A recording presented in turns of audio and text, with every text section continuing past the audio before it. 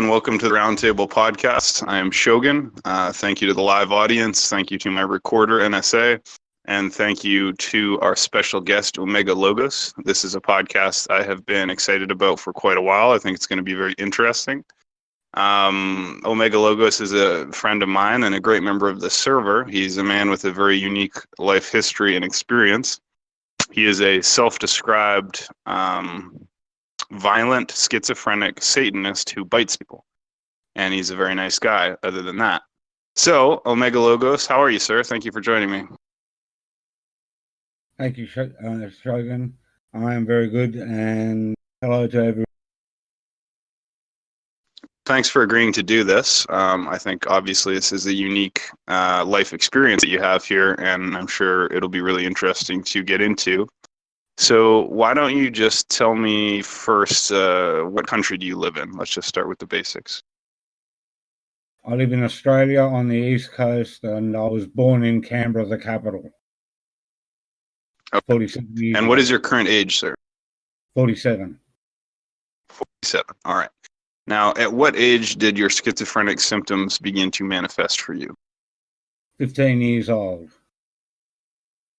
And can you describe the onset of these experiences? And I just want to remind that if I stop talking or I start roboting or if I drop out of the chat, please either continue to speak, Omega, or the audience feel free to ask questions. But for the time being, Omega, describe your first memory of schizophrenic symptoms.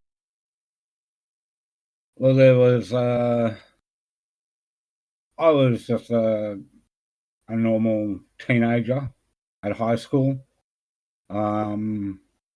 I was at the lower end of the social spectrum, which I was rebelling against at that time.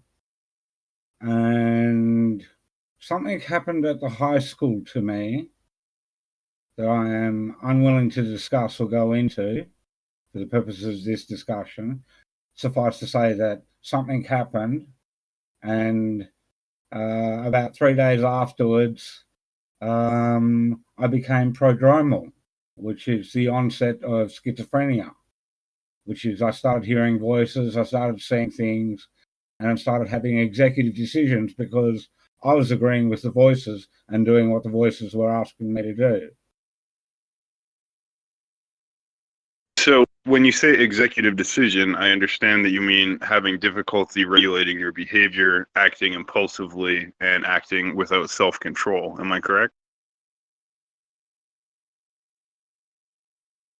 My understanding of when you say like executive decision is your ability to make decision. Can you describe for me what you mean by that? I will link something in general to do with executive decisions and psychology. Executive dysfunction from Wikipedia. In psychology and neuroscience, executive dysfunction or executive function deficit is a disruption to the efficacy of the executive functions, which is a group of cognitive processes that regulate, control, and manage other cognitive processes. So I was giving up basically my free will to these audio hallucinations, which for me don't originate in my head. They originate outside of me. I can hear them, but nobody else can. So they're hallucinations.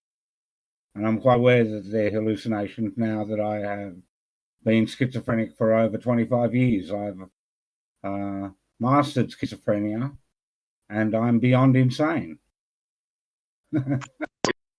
Yeah, we'll get into all that. That's really interesting. Can you describe the voices? Do you remember the first time you heard voices and what they said to you? Yeah, they were like the voice of God to me. The voice of God. And I will also link a schizophrenia simulation which was produced by Janssen Pharmaceuticals. Yeah, that was fascinating. But you and Richter, he said the voice of God. But can you describe this again? Like, what do you mean it was the voice of God? What did the voice sound like? Do you remember where or when it was that you heard it, and what specifically it said the first time you heard it? Not with clarity. I'm looking back 25 to 30 years now. If I recall, it was a female voice. But there are many voices, and they usually argue with each other in my head, which can get rather dull and boring. I'm very sorry to interrupt. I just have to deal with something now. So please continue to speak, Omega, and then everyone in the audience, please ask questions if I'm not able to. Thank you. Yeah, I'll field questions now. So, do the voices talk directly to you, or do you feel like it's like a subtle suggestion to do something? Both. They argue with each other. They argue with me.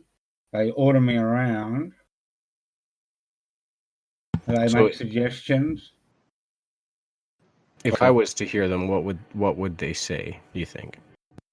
Well, that's why I linked the video in general, the Janssen exclusively dedicated to mental health schizophrenia simulation. If everybody watches that, and it's about a few minutes long. Do you also have like visual hallucinations, or only auditory? I have visual hallucinations. When I get very sick, and I've been in the asylum, I hallucinate this black cat. And I know it's a hallucination because its legs are fixed in place and it hovers about an inch above the ground. Okay, and so you know it's a hallucination.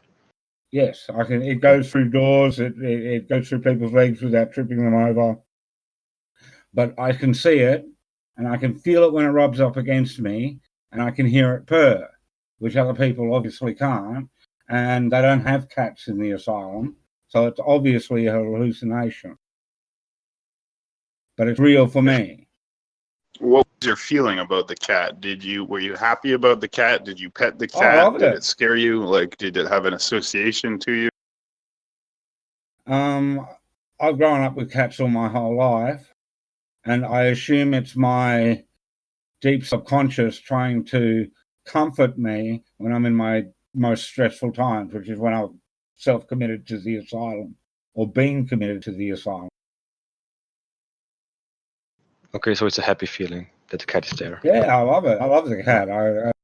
It keeps me company when nobody wants to talk to me in the asylum. Do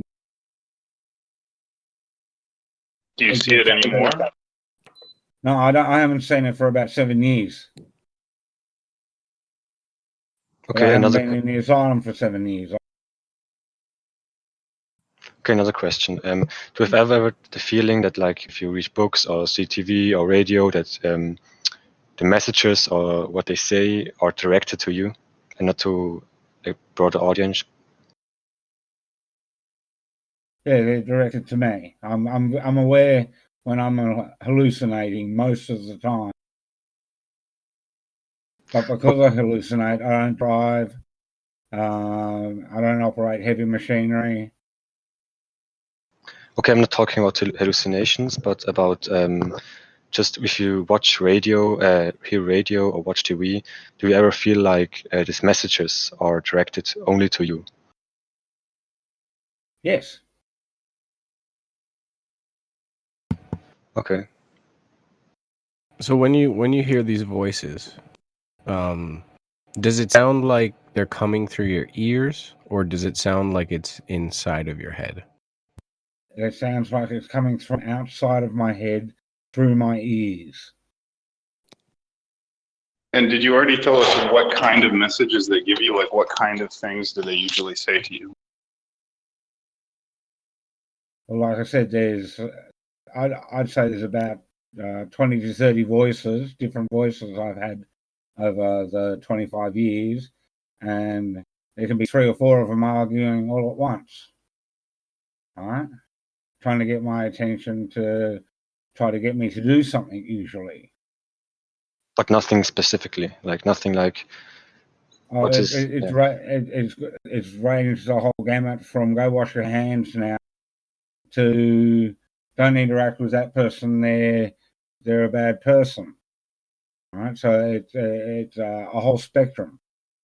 Every little bit aspect of my life is being talked about by voices outside of me.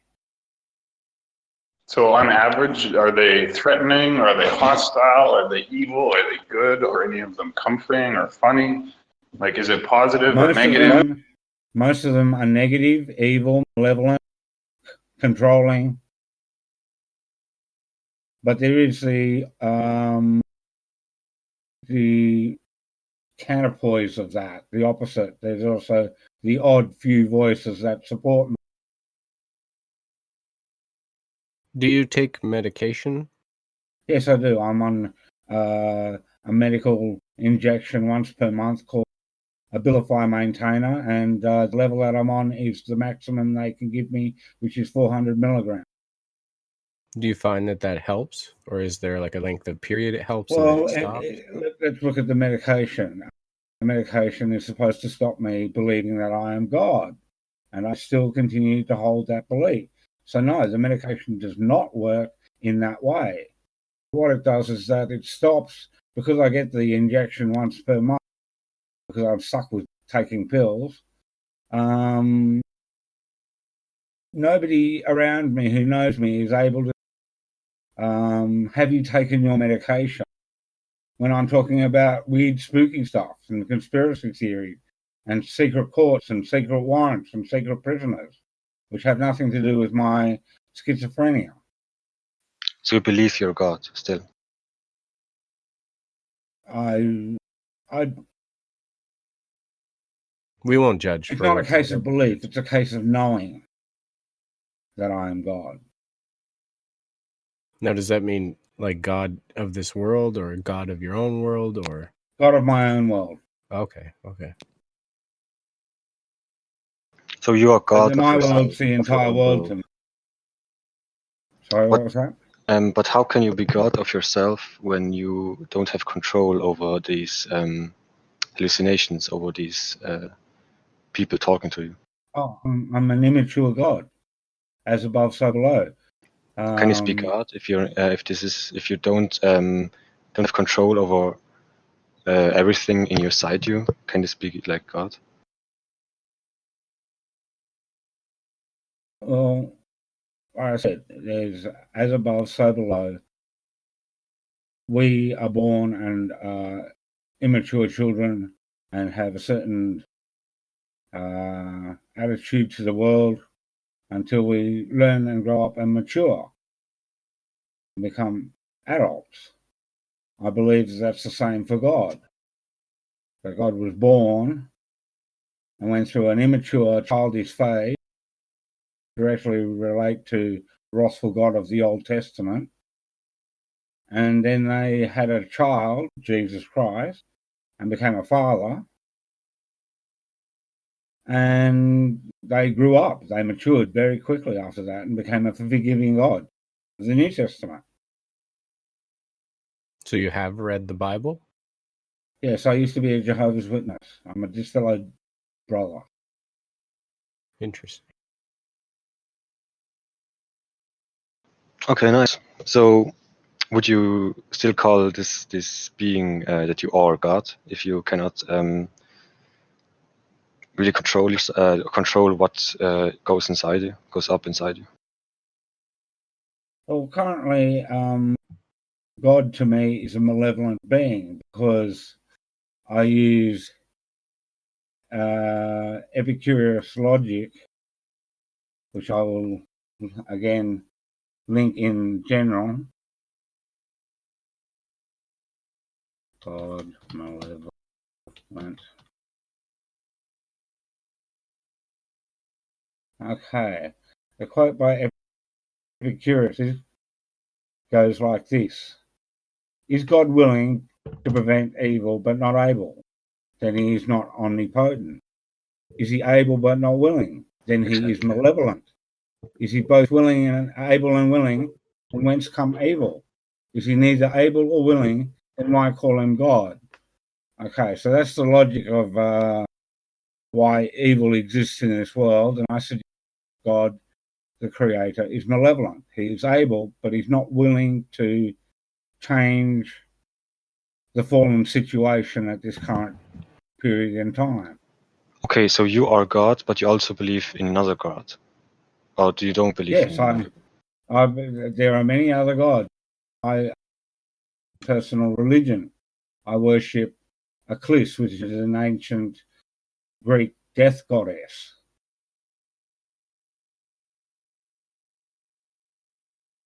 So yes, I So believe there are there are many gods, and gods. there are many gods, and you worship one of them. Yep.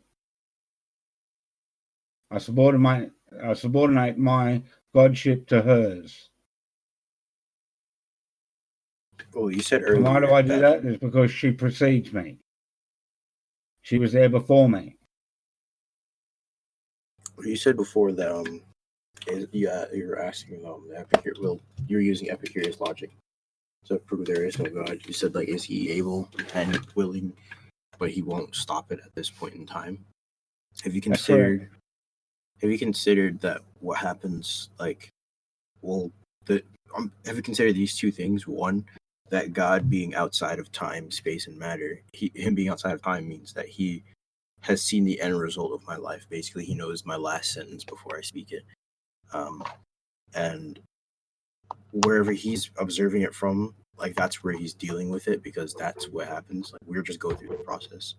And have you considered that when the recorded actions of everybody is played out, those who are saved and those who aren't, the ones who had evil done to them, I can't remember where it said in the Bible, but I will get the verse when I find it. It said, basically, anybody who's had a wrong done to them for no reason, it's recorded. It's going to be a testament at the trial. So they're not getting away with it. And I think this is just my opinion.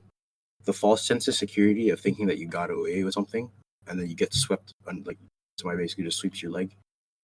I think that's what God's doing, where it's like if somebody thinks they got away with murdering a bunch of people and they're sitting pretty, and then just like that sweeps the leg, and then they're staying before him and they don't know what to do. Okay. Oh yeah, I agree with you. Do you have a question? Oh, my bad. Have you considered like how at his point in time he's seeing something different than we are now, and that he's gonna deal with it later, or in our Yes, I have considered it, but it doesn't matter much to me. That was, I think that was going to lean into my question too. Like, even though there is suffering, do you think it's possible that God has predetermined that suffering for a said reason? Like, let's say a baby might get bone cancer, but because that baby didn't go on and live, now they're in the future, let's say 500 years, someone came about by ripple effect to bring about more glory for God than if that baby had been alive. It's like a predetermination thing, but it's interesting. I believe that God is everything. That there's a thing. I think of that in the scientific terms as a singularity that's folding in on itself.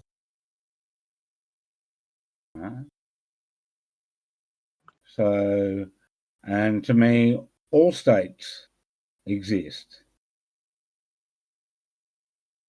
But me, here in my own local region, I found out that through I spent 10 years in a spiritual commune. And through a lot of introspection and self-analysis, I found out that I was not a good person. I was a monster. I'm a monster too, dude. If it's any recollection, we're all evil people. So, do you think that there's a chance your symptoms could stop, like that it could actually leave you? I have found ways and techniques to deal with my schizophrenia. Okay. And just as I am government medicated, I also self-medicate. And I contraindicate with hard drugs. So I get the medical injection, and that puts me into a certain locked-in zombie brain state for a week or so. Then I take my hard drugs and I go up and I come down and I rest, relax, and recover. And that gives me time to deal with my schizophrenia. I lock myself away in my bedroom after taking my hard drugs, and I sit there with a pen and paper and I write whatever comes to mind. Usually I allow the voices their time to express themselves to me. I'm willing to actually sit there and listen to them. I agree that they exist. The rest of the time, I rigidly enforce ignoring them because they're cutting across what I need to do in my reality. I need to, I've got needs like keeping myself fed and hydrated, and that requires going to the shops occasionally, and I can't afford to be mentally unwell when dealing with those things. So what kind of hard drugs would you use? I use methamphetamines. Oh, okay. Do you find that inevitably, like, do you find the crash of methamphetamines might make your schizophrenia worse, or do you feel like it actually helps? It helps. Okay. Okay. Amphetamines and It's in balance. methamphetamines. It's in balance and in moderation. And I pay all my bills first. I make sure I've got food and water and whatever I need first before I go looking for hard drugs. And I use hard drugs. I don't abuse hard drugs. So methamphetamines and amphetamines actually support schizophrenia. Yes, I know that. That's why I use them. They're a tool. Not support. I mean, they make it worse. So that's a misnomer. Methamphetamines are they dump certain neurotransmitters, so they can be akin to certain types of medications that you might even take for schizophrenia. So similar effects are more acute. It's more acute. If you take too much, obviously you can have a quote psychosis effect. But typically, the interaction with these drugs, I mean, it's yeah. It's not they recommended. are used for. It's not recommended. Yeah. I'm saying that I found out for myself that this is what works for me, and I don't judge that morally. I just use it. So That's I have a question. So are you saying that, okay, so there are two phases. Obviously, when you take the methamphetamines, there's like the up phase, and then there's the phase like after, when the drugs come out of your system. Do you believe that methamphetamines help you during the phase when they're entering your system and when you're going on the upswing, as well as the downswing, or how do you characterize those two phases? Everything is pro and con. And I've looked at all the pros and cons, and I found that I can live with this set of cons. And this set of cons don't work synergistically to be worse con. And the pros that come with that set of cons work synergistically to make a bigger pro. All right? So that's how it's working for me. Have you ever, yes to your question? have you ever felt like someone else in the physical realm might be controlling you in some way, or is it always just the voices in your head? Like, have you ever been in a scenario where someone might be assertive and you feel like they're somehow controlling you? Well, that would be my family situation with my parents and my siblings when I was growing up with schizophrenia. All right? But now that we've all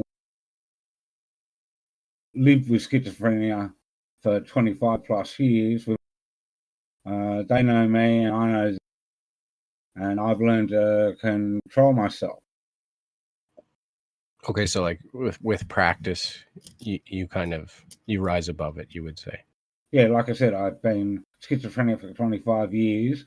It's about time I mastered it, and I have. I'm beyond schizophrenic.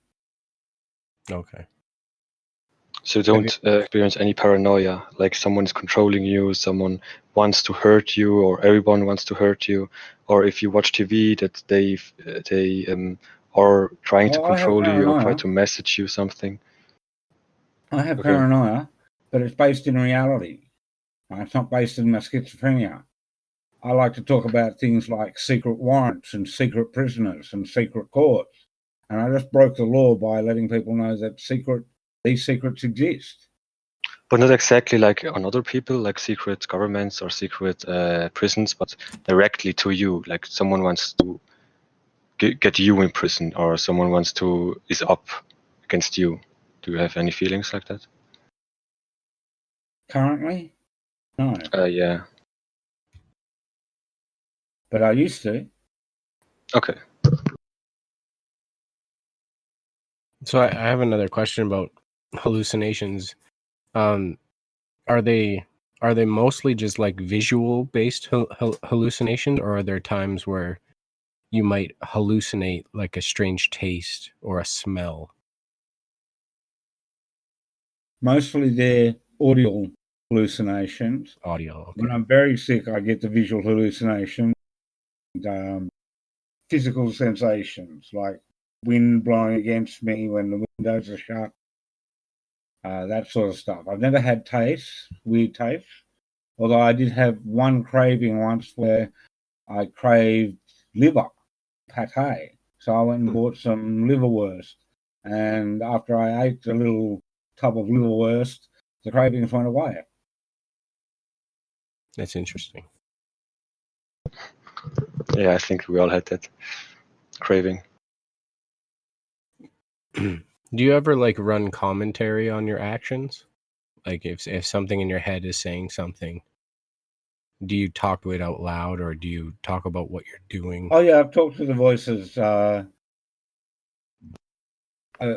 have no shame, so sometimes when the voices are acting up and trying to interfere with my real life, I just tell them to shut up. I go, shut up. It doesn't work. It doesn't work. But, out of frustration, I just verbalize. Yeah, fair enough. Did they ever tell you to do something towards others, like to hurt others or harm others? Oh, yeah. That's why I've bitten people. Oh, yeah, you said that. Have you ever felt like a strange sensation in your body?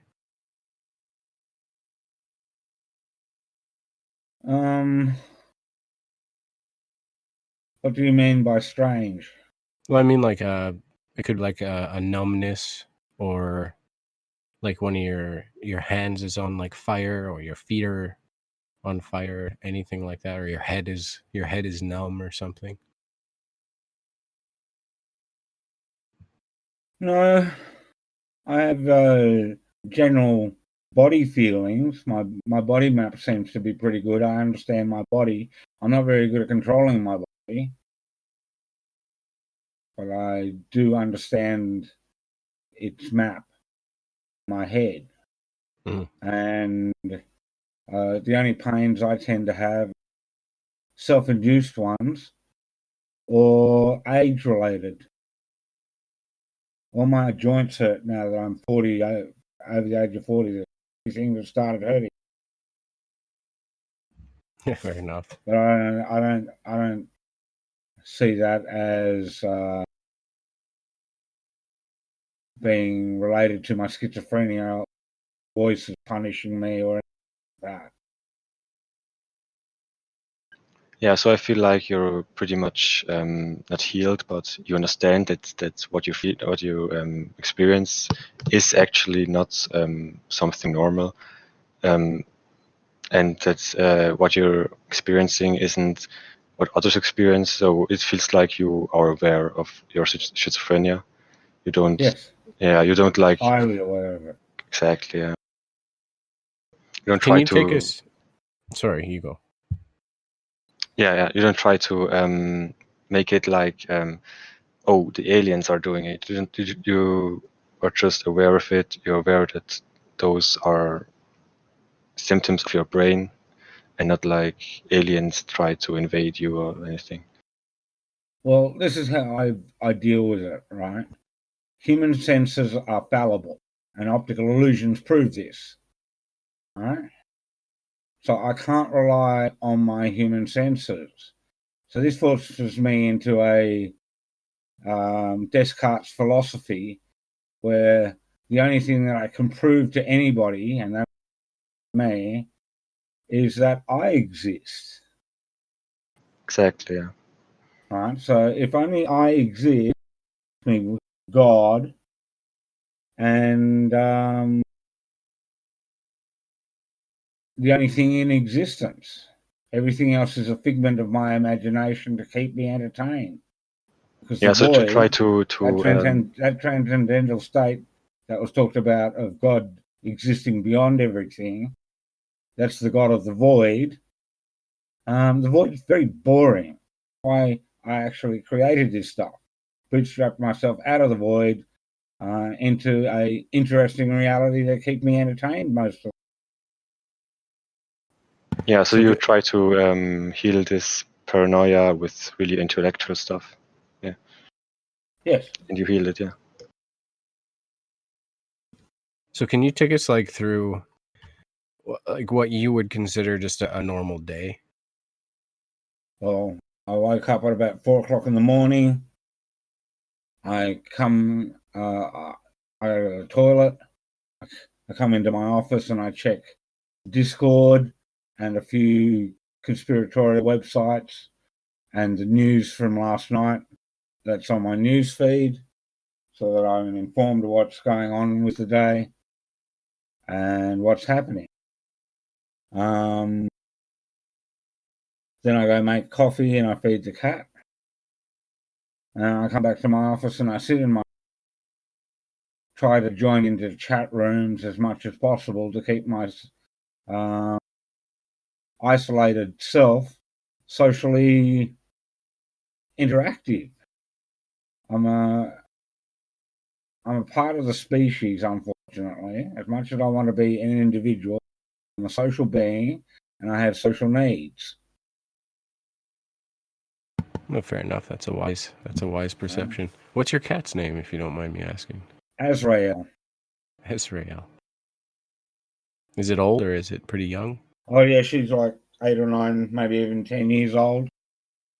She's Nice. getting on.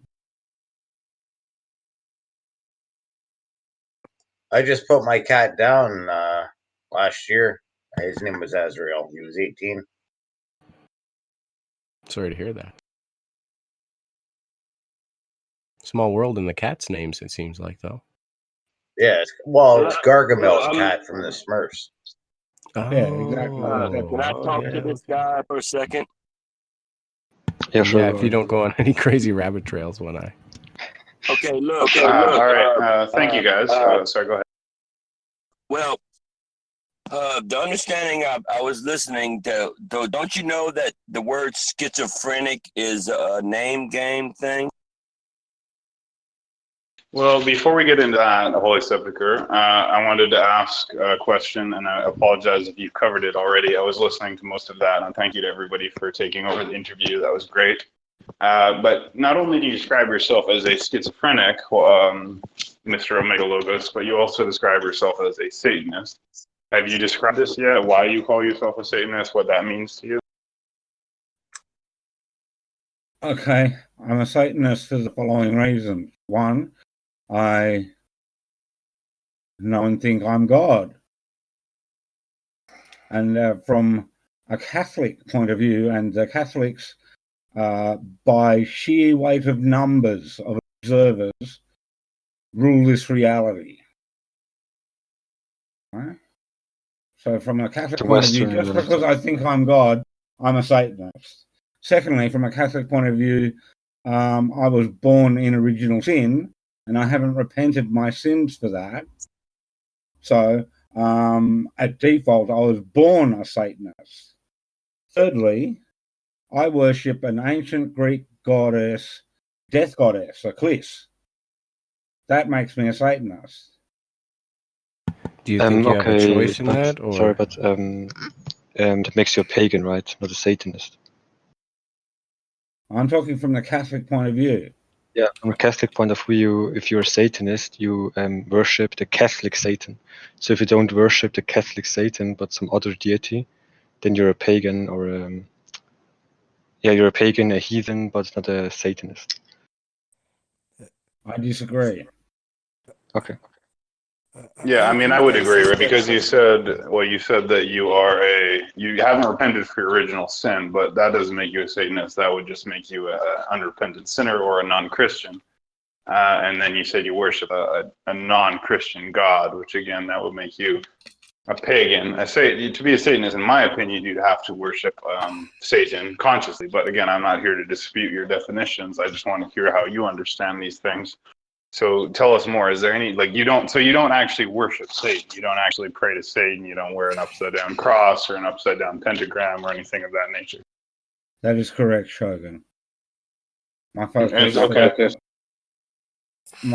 on those two things would be either myself, worshipping myself, and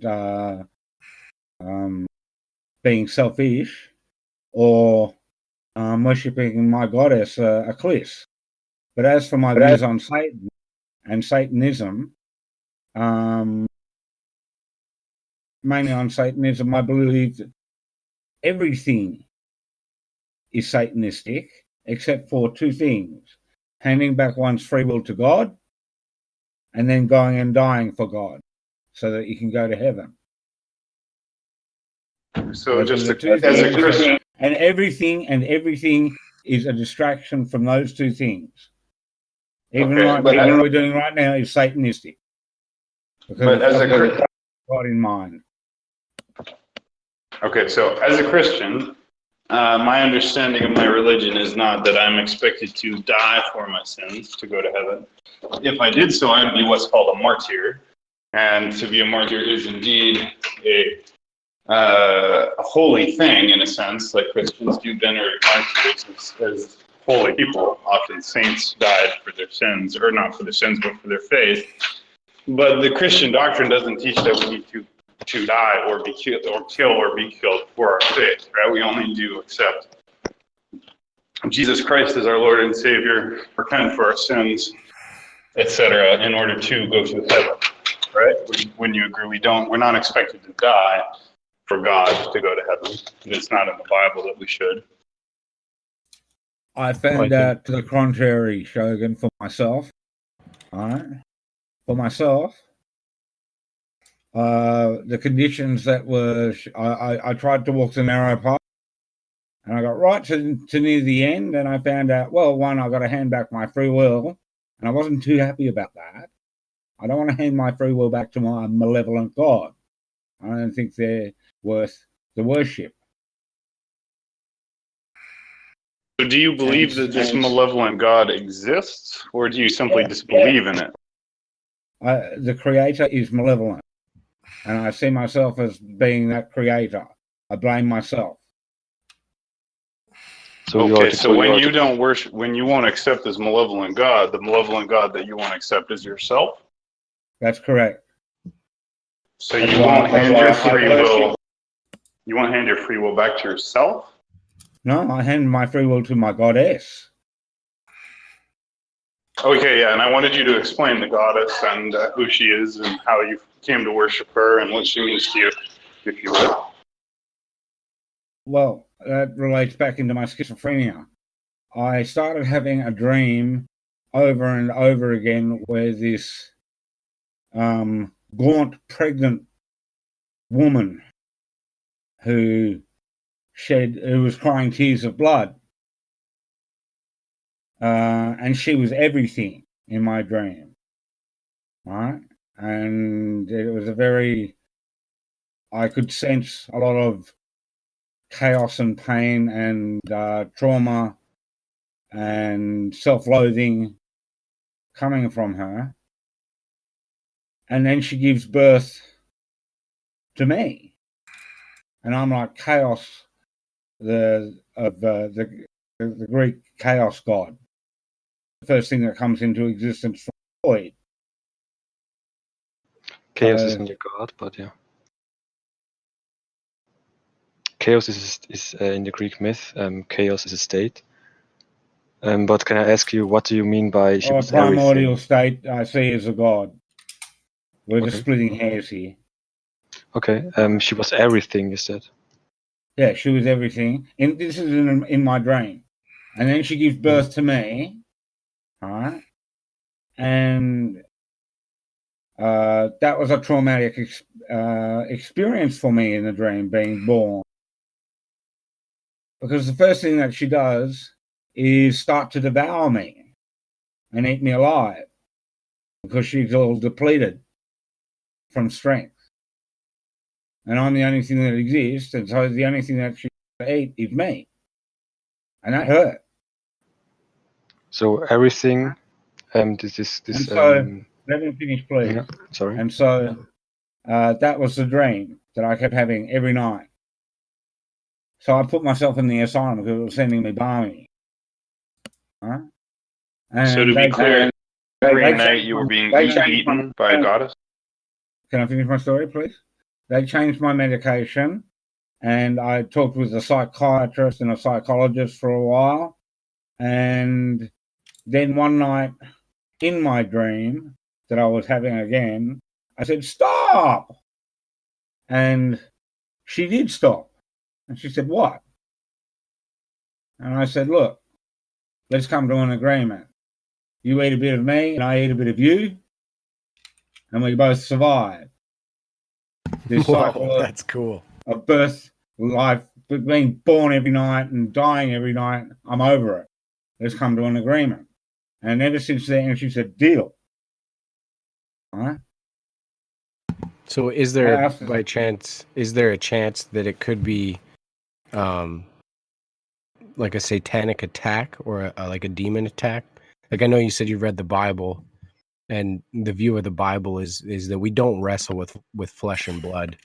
We wrestle with this spirituality and these principalities of wickedness in high places. Is there a chance that you might just be, it might just be an attack, or are you pretty convinced that? No, I see that from a scientific point of view or a medical, psychological point of view, is that I know inherently that absolute power corrupts absolutely. Therefore, me claiming that I'm God leaves me in a moral quandary. Right? So, to be humble, I submit myself to death. But we established that you're not God, you're a God, right? That's correct. Like I said, when I say God, I'm only talking about the God So of my reality bubble. So you're the God of your reality. Yep. Yeah, that's not. Yeah, that's pretty reasonable. So I want to ask you one more thing. You mentioned, and I'm sorry if you talked about this already, but you mentioned several times, you make a point of pointing out that you bite people, that you're a schizophrenic who bites people. So can you tell us about when you first bit somebody, how that happened, and who you bit?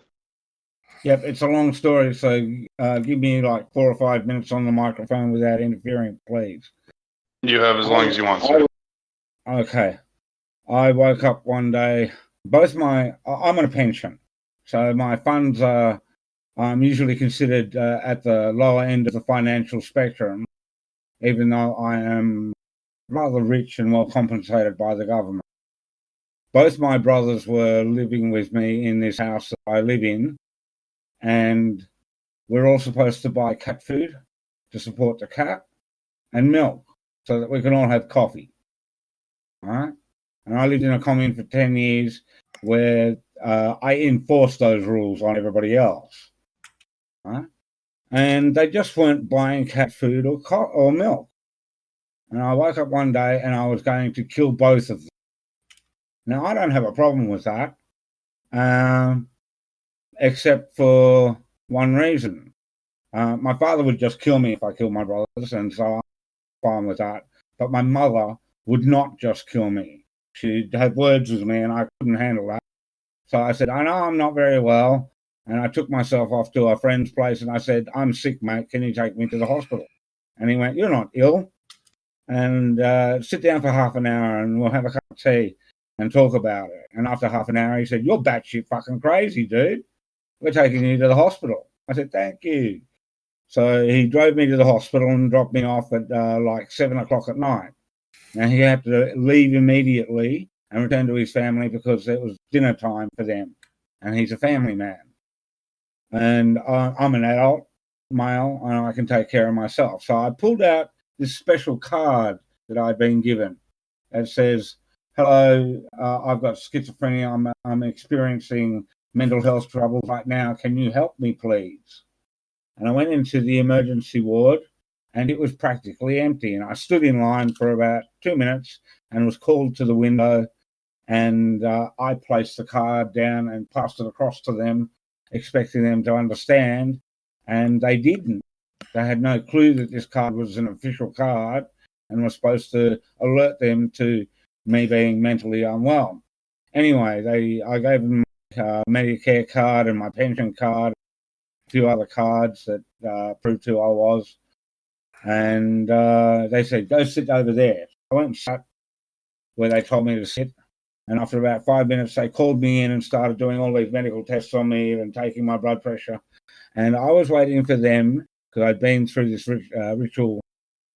routine before, for them to ask me a very special question. And that was, "Are you a danger to yourself or others?" And I said, "Yes." And they went, "Oh, please go outside and sit over there."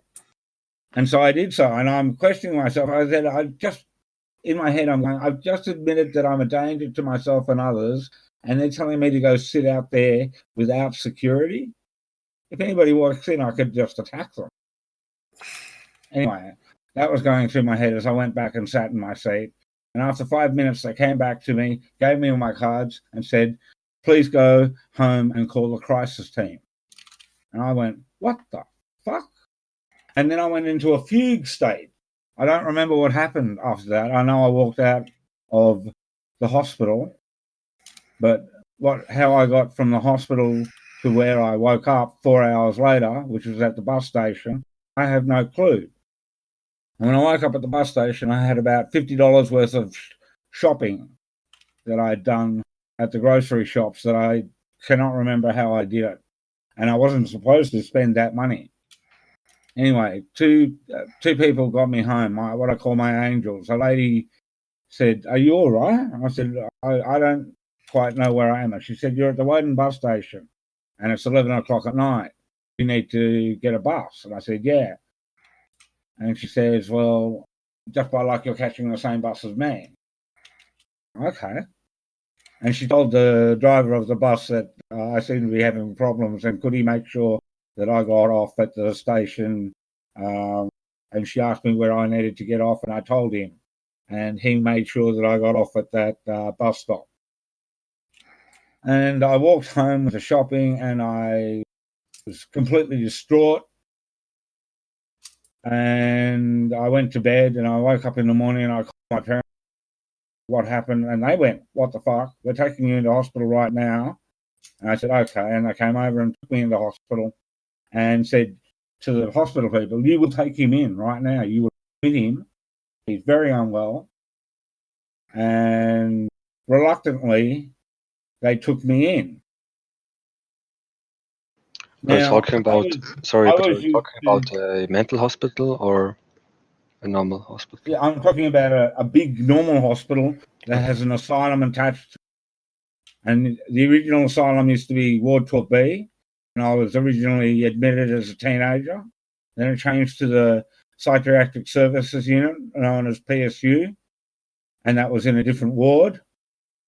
And then when, on this occasion, I wasn't put into PSU because an entirely new building had been built for mental health. All right, so I was housed for 1 day in the standoff psychiatric unit, where they assess you to see whether you actually are crazy or not, and whether you should be admitted or not to the long term to the asylum. And I passed through that, and they drove me over to this new asylum, which is a massive building that had been brand new built. and put me through and admitted me. I was working off old information, which that you could smoke in the asylum out in the courtyards. Unfortunately, Katie Gallagher, who was the local minister for local government, who was the head minister, was also the minister for health. And she was an anti-smoker because her brother was a smoker and he used to blow smoke in her face. And so she was harsh anti-smoker and had brought in and enforced all these anti-smoking rules in the hospital. They even refused to admit that they had a smoking area. That's how hardcore she was. And so I get stuck in the asylum and I'm expecting to be able to have a smoke. And they wouldn't allow me to. So I went right off the deep end. Now, they had, instead of wards where they would double up with people, everybody now had their individual bedroom with a electronic wristband lock and their own bathroom. So I went to my bedroom in a really crazed state where I started thinking that I was a Vietnamese farmer and it was the Vietnam War. And apparently I got under my bed, popped my bed up on its side, opened the bathroom door, put the bed into the bathroom and used it to block the door. And I had gone and got all the paddle pop sticks that they used to stir coffee, and I was sitting in the bathroom sharpening these paddle pop sticks on the grout, on the floor. But that I wasn't aware of that. At that point in time, I thought I was a Vietnamese farmer and that I was sharpening punji sticks in a river bed and that the nurses were US Marines coming to kill me. And that I was going to stab one of them with a sharpened stick if that happened. And the next thing I know is that the entire bathroom door was ripped off its hinges because they make a welfare check on you every half hour. And when they looked into my room and saw my entire bed was missing and that I was missing with it, they broke into my room and called the firefighters who ripped the door off the hinges. And I'm standing there looking at one of my nurses and I suddenly had a moment of clarity and I said, "Please help me." All right. And he said, "All right, come with us." So they took me out of the room and they're taking me to HDU, which is a high dependency unit. And I said, "Look, all I want is a cigarette." All right. And then suddenly they all grabbed me and took me to a room where there was a mat. And they were going to hold me down and inject me in the buttocks with a medication that knocks you out for 12 hours.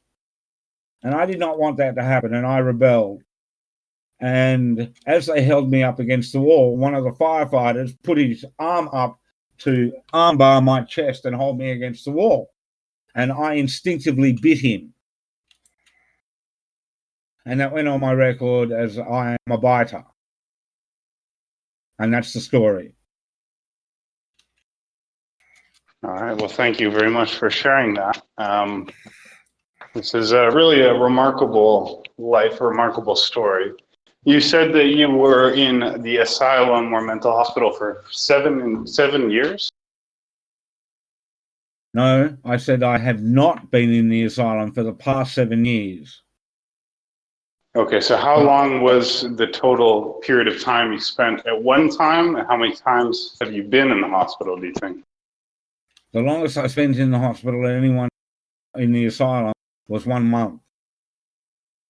God damn it, you were in the hospital less time than me? Jesus.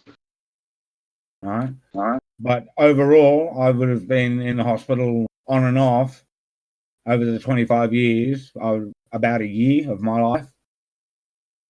So I've been admitted about 12 times. So what you're saying is Well, they medicate you, get you stable, and then release you, or do you just release yourself?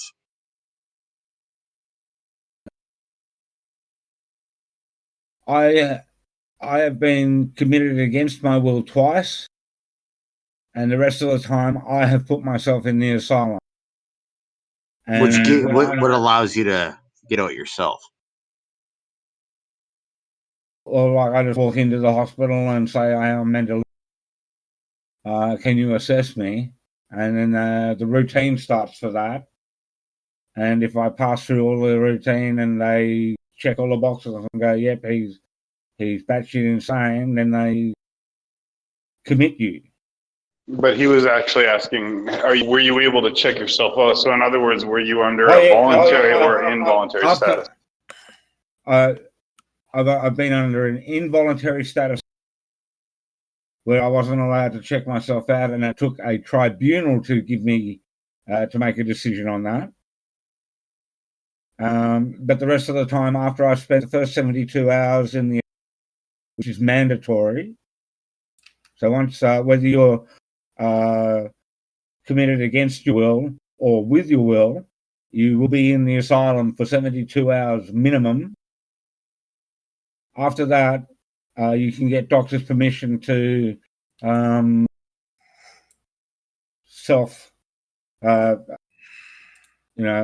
out for lunches and stuff like that and come back and stay the night, or go out for a weekend and come back and stay the next week as they try and reintegrate you back to society, which is their job.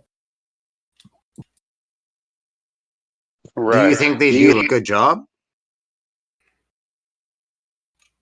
Sorry, what was that? I asked, do you think they do a good job with their health care and the type of care that you get? I want to bring up 2 points here. There are 2 psychological effects at play that greatly affect how the quality of mental health patients when they first go into. The first one is called the Hawthorne effect. The Hawthorne effect, also referred to as the observer effect, is a type of reactivity in which individuals modify an aspect of their behavior in response to the awareness of being observed. The patients in the asylum know that the nurses are watching them like hawks, and because the nurses watch them all the time, people start acting differently.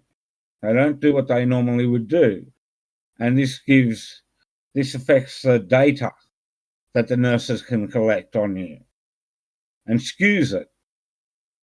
Right? The second effect is called the boomerang effect.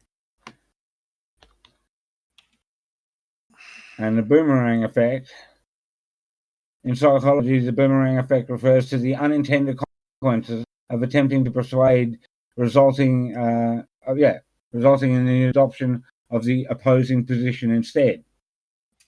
Right? So, first of all, you've got the Hawthorne effect, which is people who are being watched change their attitude and what they do as a consequence, and you get bad data. And then 2, you got the boomerang effect, which is people who are watched for too long rebel and get violent. So I'm not the only person that's gone to hospital and bitten somebody or been violent in the asylum. I've seen it often. And those 2 psychological effects are causes for it. And if it's okay with you, I'd like to mention 2 other issues. At least 2 other issues, because again, I've been through this. I'm going to have to do my own podcast about this. So the first is, right, what makes a person mentally healthy? It's their routines, going to work every day, coming home to their wife or children or family or pets, being in their stable space that they call their home, having fresh air, having exercise, being outside, sunshine. These are the things that make people mentally healthy. When you suffer a mental illness episode, all of these things are taken away from you at once. They take you away from your home. You get to sleep in your own bed. You don't get to see your wife or children. You don't get to see your pets. You don't get to see your family. You don't get fresh air. You don't get to go outside. You don't get to get exercise in many cases. So this automatically worsens, dramatically worsens whatever the crisis that you're going through is. Right? You take someone who's in a crisis and then you put them in a situation that is traumatic, stressful, alien, unusual, and strange, and you expect them to recover. That makes sense. But on the second point, it's an issue of mental contagion. So there's something called a folie à deux, which is called a folly of two, which means two people can share a mental illness. Like you can literally communicate a mental illness like an infection. So if you have a girlfriend or a best friend and you go crazy, she or he may go crazy with you. The same phenomenon occurs on a larger scale.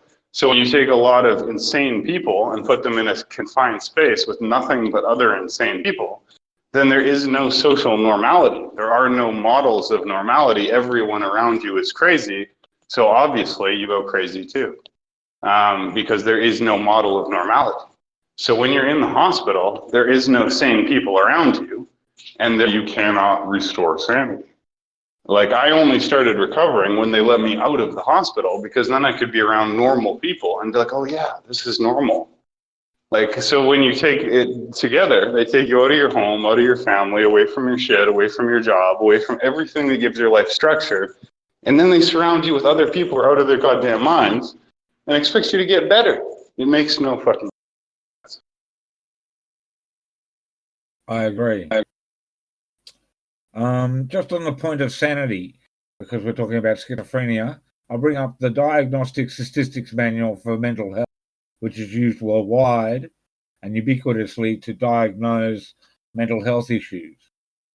The psychiatrists who wrote the book put themselves in the book, because psychiatrists tend to be, doctors in general tend to be obsessive compulsive disorder when it comes to cleanliness and washing their hands and prescribing medication, etc., etc. So if these crazy bastards put themselves in the book, then everybody is in the book. Therefore, there is no such thing as being sane. We're all insane. We're all in the book.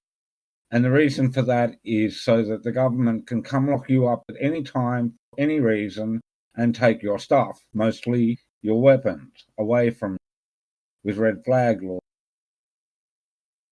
Right? And I talk to mental health officials, and they agree with me that this is the case. Right? Nobody's sane. There is no such thing as sane. In the asylum, right? In the asylum, there was a saying that the only difference between the nurses and the patients is who has the keys and who can go home.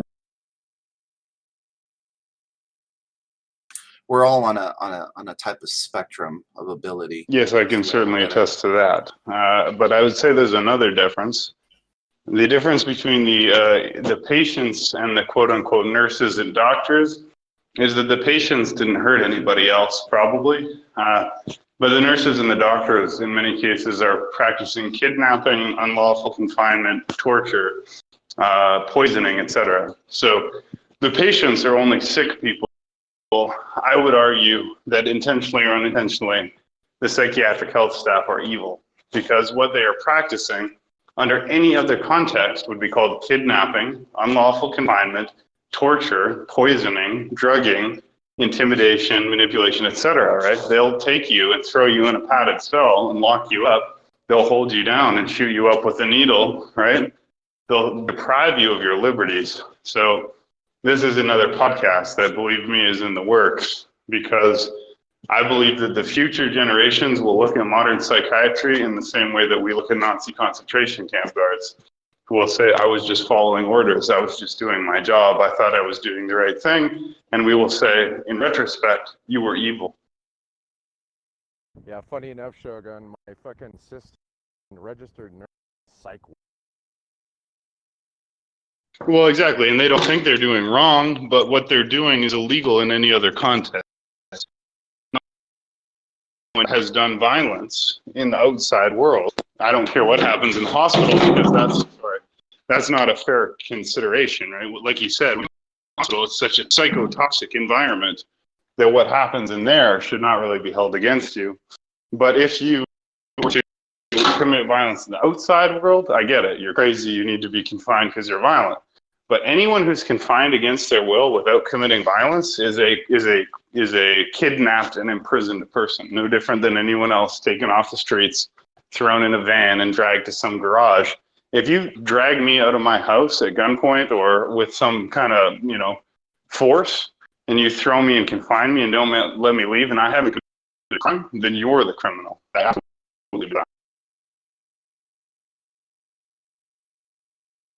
Now you can find yourself only. That's the question. You're a robot, Mr. Gunn. Well, then continue without. I was going to say, Western culture definitely has a way of stigmatizing who falls in the spectrum of average or normal. Like that's Well, and I don't want to people who stray too far away from it. Conspiracy theorist here, right? But I do believe that a lot of psychology is heavily weaponized, funded. If you look at the funding of a lot of brain research, control research, or anything else, it's colleges, the Rockefeller, and all the major. Brother, we can barely hear you. Yeah, I'm walking. I'll be quiet. Sorry. Better now? Try again. Can you hear me? A little bit echoey, but it's better. The echo should only happen. Am I echoing or only when other people speak? When you're speaking, there's a little bit of an echo, but. Okay. Well, if I'm usually it only echoes when other people speak. Then they echo. I was worried about a Shogun. What? Showbotting. Well, I'm asking you, am I coming through or not? You are now. Now you are. Okay. So all I was saying is, if someone is confined against their will and they haven't committed a crime, then whoever confined them committed a crime. So if I have not committed a crime for which the law says I should be deprived of my liberties, and then you deprive me of my liberties, then you are the criminal. And I agree. I want to bring up something interesting that I found out about mental health, and it's how it works. And I will use Trump as an example. Trump is a narcissist, but he doesn't suffer from it.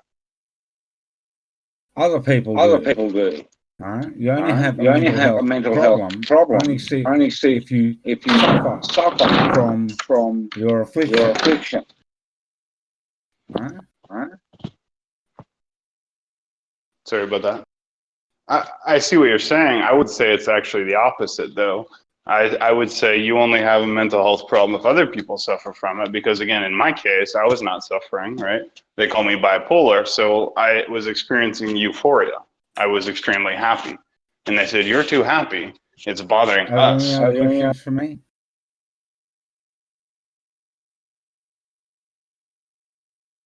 If not, I'd like to wrap this podcast up. There's some things that I need to take care of. Can you hear me, Omega? Thank you to everybody who's partaken in it and asked me questions. Can you guys hear me? Yeah, we can hear you. Yeah, Okay, so I want to thank you, OmegaLogos, for doing this podcast. This is very interesting and very good. This will be essentially part of a series of podcasts. Today we have OmegaLogos sharing his experience of schizophrenia. Tomorrow at the same time, we'll have a moderator by the name of Kez, who will also be speaking about his experience of schizophrenia. Down the line, I will be speaking about my diagnosis of bipolar and my own hospitalization. So, and then ultimately we'll do an event on psychiatry in general terms. So I'm grateful for this. I think it was interesting. I'm sorry if I kind of derailed by talking about my own experience, but I just get triggered thinking about the mental hospital. But nevertheless, I really appreciate you sharing your experience. I also want to point out how unique it is to be a self-aware schizophrenic, because virtually all schizophrenics do not accept their condition in my experience, or at least most of them, many of them don't. I'm not saying that's better or worse, but it puts you in a kind of a unique category. And I'm glad that you've got through your shit. I know it must have been absolute hell at many times, but somehow you've established an equanimity, and that's impressive, to say the least. So God bless you, sir, or your goddess bless you, whatever you prefer. And thank you for your time. Thanks, Shogun. I much appreciate